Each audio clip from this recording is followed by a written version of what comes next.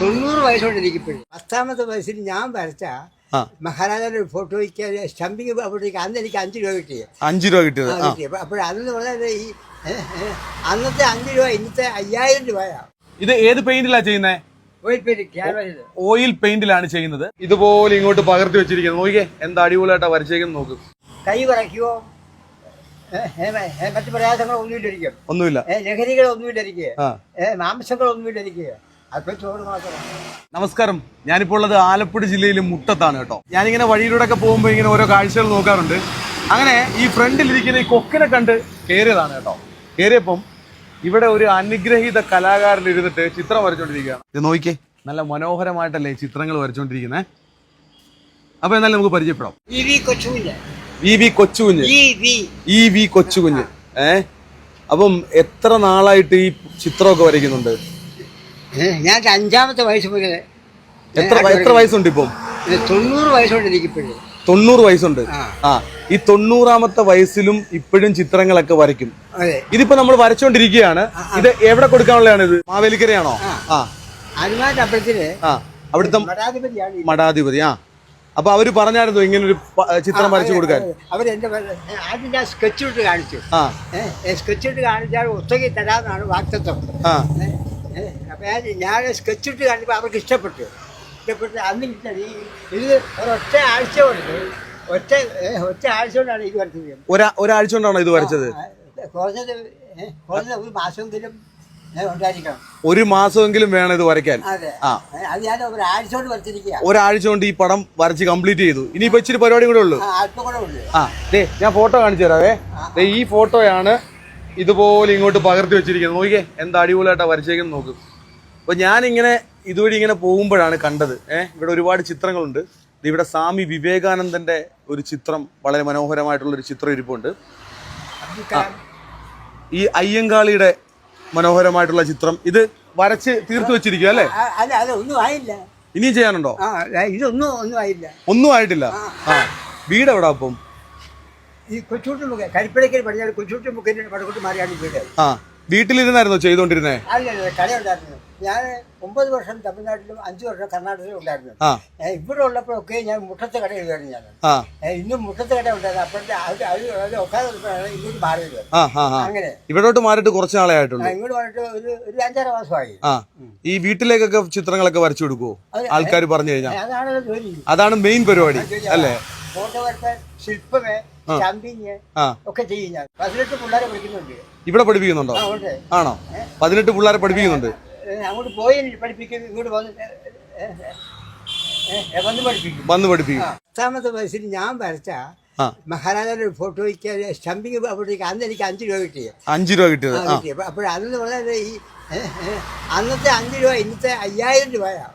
50,000 രൂപയാ. അതെ അതെ അതെ അതെ. അതെവിടുന്നായിരുന്നു കിട്ടിയത്? അത് പന്തളത്തൂർ നിന്നായിരുന്നു. പന്തളത്തുനിന്നോ? എന്റെ വീട് പന്തളമാണ്. പന്തളത്താ വീട്. കല്യാണം കഴിച്ചാണ് ഇവിടെ ആയത്. അങ്ങനെ ആയിപ്പോയി. പിന്നെ 10ാമത്തെ വയസ്സ് മുതൽ 20ാമത്തെ വയസ്സിൽ ഞാൻ മാങ്കാങ്കുടി കട കിട്ടിയായിരുന്നു. അന്ന് സ്റ്റമ്പിങ്ങും ഓയിൽ പെയിന്റിങ്ങും ഒക്കെ ചെയ്യുമായിരുന്നു. അന്ന് മുതൽ ഇന്ന് വരെ താമസത്തിലൊക്കെ കടയുണ്ട്, ജോലിയുണ്ട്, വലിയ പ്രയാസമില്ലാതെ മുന്നോട്ട് പോകുന്നു. ആർട്ട്പരമായിട്ടുള്ള എല്ലാ വർക്കുകളും ഒരളവിൽ അറിയാവുന്നതാണ് എൻ്റെ തോന്നല്. 90 വയസ്സുണ്ടല്ലേ? 90 വയസ്സുണ്ട്. ഇതുവരെയും കൈ വരയ്ക്കുവോ മറ്റു പ്രയാസങ്ങളൊന്നുമില്ല, എനിക്ക് ഒന്നുമില്ല, ലഹരികളൊന്നുമില്ല, എനിക്ക് മാംസങ്ങളൊന്നുമില്ല, എനിക്ക് അല്പം ചോറ് മാത്രമേ കഴിക്കത്തുള്ളൂ, വേറെ ഒന്നും കഴിക്കത്തില്ല ഇപ്പോഴും. ഇതിനി എന്നാ കൊടുക്കുന്നേ? ഇതിനി എന്നാ കംപ്ലീറ്റ് ചെയ്ത് കൊടുക്കുന്നേ? നാളെ രാവിലെ കൊടുക്കാം.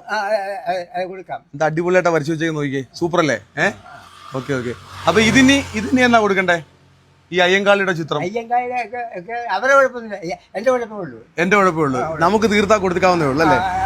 Okay okay. അപ്പൊ ഇതൊക്കെ ഇനി ചെയ്യാനുള്ളതല്ലേ? ചെയ്ത് കുറച്ചേ ചെയ്തിട്ടുള്ളൂ, ഒന്നും ആയിട്ടില്ല. Okay okay. ഞാൻ ശില്പം അയ്യങ്കാളിയുടെ 2 ചെയ്തിട്ടുണ്ട്. ഞാൻ കൃഷ്ണന്റെ ചെയ്തിട്ടുണ്ട്, ഗാന്ധിയുടെ ചെയ്തിട്ടുണ്ട്, ഇന്ദിരാഗാന്ധിയുടെ ചെയ്തിട്ടുണ്ട്. എവിടെയൊക്കെ ഇരിപ്പുണ്ട്? നമ്മുടെ ഈ ഭാഗത്ത് എവിടെയൊക്കെ ഇരിപ്പുണ്ട്? ഹരിപ്പാട് വെച്ചിട്ടുണ്ട്, വെൺമണിയിലുണ്ട്, കണ്ണമംഗലത്തിരിപ്പുണ്ട്, അയ്യങ്കാളിയുടെ 2 അങ്ങനെ അയ്യങ്കാളിയുടെ ശില്പമുണ്ട്, കൃഷ്ണന്റെ ശില്പം, ഗാന്ധിജിയുടെ ഇന്ദിരാഗാന്ധിയുടെ അങ്ങനെ പലരുടെയും ശില്പം ചെയ്തിട്ടുണ്ട് ഞാൻ.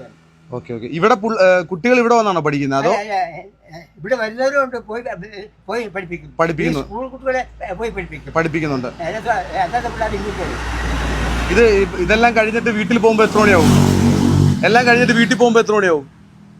ഇത് തീർത്ത് 5:30 മണിയാകുമ്പോൾ രാവിലെ ഇങ്ങ് വരും. ഇവിടെ ലൈറ്റ് ഇല്ലേ? ആ, ലൈറ്റ് ഇല്ലാത്തതുകൊണ്ട് ഞാൻ 6 മണിക്ക് പോകത്തുള്ളൂ അല്ലേ? ലൈറ്റ് ഉണ്ടായാലും കുറച്ചപ്പോൾ ഇവിടെ ഇരിക്കായിരുന്നു. എന്നാ പണി നടക്കട്ടെ, കാര്യങ്ങളൊക്കെ ചെയ്യട്ടെ. ഇച്ചിരി ശ്രദ്ധ വേണം, നമുക്ക് സംസാരിക്കുമ്പോൾ അത്ര ടൈം പോവും അല്ലേ? എന്നോട് സംസാരിക്കും, കുഴപ്പമില്ലല്ലോ. ഈ ഇരിക്കുന്ന ഈ ഒരു ആൾക്ക്, അനുഗ്രഹീത കലാകാരന് 90 വയസ്സുണ്ട്. ഇത് കണ്ടില്ലേ? ഇതൊക്കെ ഇനി ചെയ്യാനുള്ളതാണ്. തൊട്ടടുത്തായിട്ട് ഇത് അടിപൊളിയായിട്ട് അത് ഇങ്ങനെ ചെയ്തുകൊണ്ടിരിക്കുകയാണ് കേട്ടോ. ഇത് ഏത് പെയിന്റിലാണ് ചെയ്യുന്നത്?